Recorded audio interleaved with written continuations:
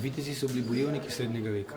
Imeli so svoj oklep, da so se borili z njim in se zaščitili pred nasprotnikovimi udarci.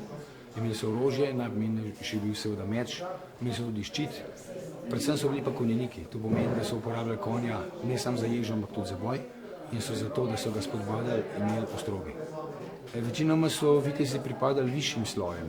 To pomeni, da so živeli navadno na gradovih, vendar ni imel vsak vitez svojega gradu. Zdaj, imeti grad je pomenilo, da si bil dovolj premožen. Nekateri vitezi so bili pa kar skromni oziroma revni in so lahko živeli samo na gradu nekega drugega gospoda. Takšni vitezi so bili včasih zelo zadovoljni, včasih pa ne in so seveda zato, da bi si izboljšali svoje stanje, kdaj tudi šli koga oropati. Kaj pa je bila njihova glavna odlika, s čim so se najbolj ponašali vitezi? Vitezi so se ponašali s svojimi vrlinami. Ne samo, da so morali biti pogumni, močni, hrabri, ampak so poznali tudi vrednote, kot je zvestoba, odkritosrčnost, iskrenost in seveda tudi tisto, kar je zelo pomembno, vera. In kakšna je bila kazen za nespoštovanje teh vrednot? Verjetno se kakšen vitez tudi našel, ki tega ni spoštoval? Ja, blage kazni so bile recimo, da so izgubili svojo opremo, da so izgubili svojo posest oziroma svoj položaj.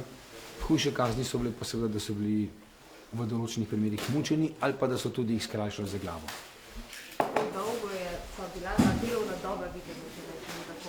Delovna doba viteza je bila lahko, se pravi, od njegovega otroštva, ko se je začel pripravljati za to, da bo nekoč vitez, se mora učiti jahati, skrbeti za orožje, tudi se bojevati.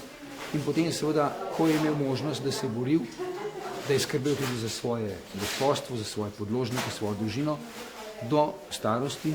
Če jo je doživel, je bil seveda pripravljen, da si bo postavil svoj nagrobni spomenik.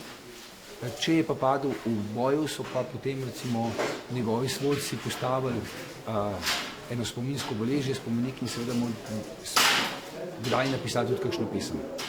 Vitezi so se v zgodovini morali umakniti tistim bojevnikom, ki so bili boljši od njih. Recimo najemniškim vojakom, ki so uporabljali že strelno orožje, ki so imeli druge načine bojevanja. Predvsem so se pa morali umakniti novi dobi. Se pravi, izgubili so tisto vlogo, ki so imeli, tudi gradovi so izgubili vlogo in ostali so samo kot ljudje, ki so imeli eno čast, naziv, pa seveda ohranili so se v raznih viteških redovih.